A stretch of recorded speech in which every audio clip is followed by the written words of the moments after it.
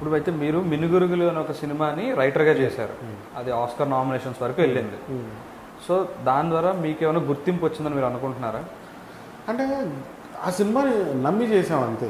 ఇప్పుడు గుర్తింపు కోసమో లేకపోతే ఫేమ్ కోసమో మనీ కోసమో సినిమాలు చేయాలి అంటే సినిమాలు చేయనక్కర్లేదు. నేను వెళ్ళి నా ఉద్యోగం నేను మళ్ళీ చేసుకుంటే డబ్బులు వస్తాయి. గుర్తింపు అంటే పెద్ద ఇప్పుడున్న గుర్తింపు అప్పుడున్న గుర్తింపు పెద్ద తేడా ఏమీ లేదని అనుకున్నాను. Cinema is just a bug. అంటే మన సొంత పైత్యమే తప్ప అదేదో పెద్ద దానివల్ల డబ్బులు గుర్తింపు రావాలనే ఆశ నాకైతే లేదు.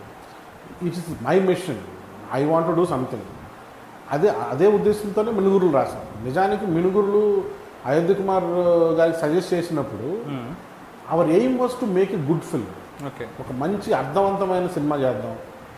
తెలుగులో ఈ మధ్యకాలంలో ఇట్లాంటి సినిమాలు ఏమీ రాలేదు.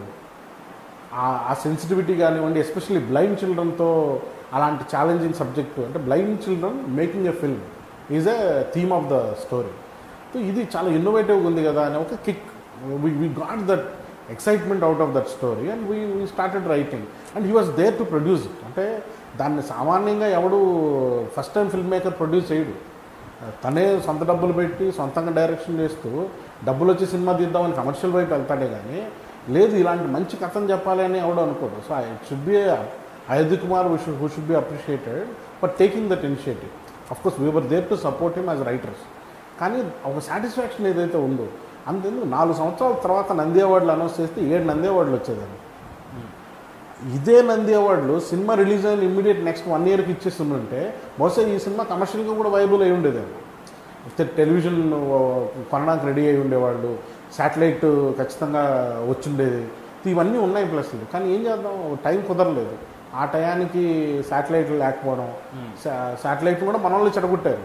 శాటిలైట్ హీరోలు అని చెప్పి వాళ్ళందరి మీద 1.5 శాటిలైట్ రాబట్టుకొని 20 లక్షల్లో సినిమా తీసి 30 లక్షల్లో సినిమా తీసి క్వాలిటీ లేకుండా ఉన్న శాటిలైట్ రేట్స్ని మనోళ్ళు పోగొట్టేసి ఇలాంటి పిచ్చి పిచ్చివన్నీ మనోళ్ళు చేస్తుంటారు. మనది రొయ్యల చెరువు మనస్తత్వం అనేది ఒకటి ఉంది మనకి. ఏంట్రా అంటే ఒకడు ఏదన్నా చేశాడు అంటే పోలోమని 100 మంది దాని మీద పడి మొత్తం నాశనం చేస్తారు. తర్వాత మళ్ళీ ఇంకో సైకిల్ ఏదో వస్తుంది. ఈ మనస్తత్వమే తెలుగు సినిమాల్లో కూడా. ఆడెవడో హారర్ కామెడీ అని మొదలెట్టాడు, అదొకటి సక్సెస్. వర్షపట్టి 100 హారర్ కామెడీలు తీస్తారు. ఎందుకంటే అది సక్సెస్ ఫార్ములా అనుకుంటారు. ఆ 100లో ఒకటి హిట్ అవుద్ది, మళ్ళీ పోయిన 99 మళ్ళీ చూడరు. ఆ ఒకటాన్ని చూపించి ఇంకా 100 చేయడానికి ట్రై చేస్తారు. ఈ బ్లైండ్ ఫోల్డెడ్ గ్యాంబ్లింగ్ ఏదైతే తెలుగు సినిమాలో వచ్చిందో అది ఎప్పుడూ చిరాకు పెడుతూనే ఉంటుంది. ఎందుకు అనవసరంగా మీరు ఏది కథ చెప్పాలనుకున్నా అది చెప్పచ్చు కదా. If you are not convinced about it, why are you doing it? ఈ ప్రశ్నలు అనంతంగా వస్తూనే ఉంటాయి. అది ప్రాబ్లం.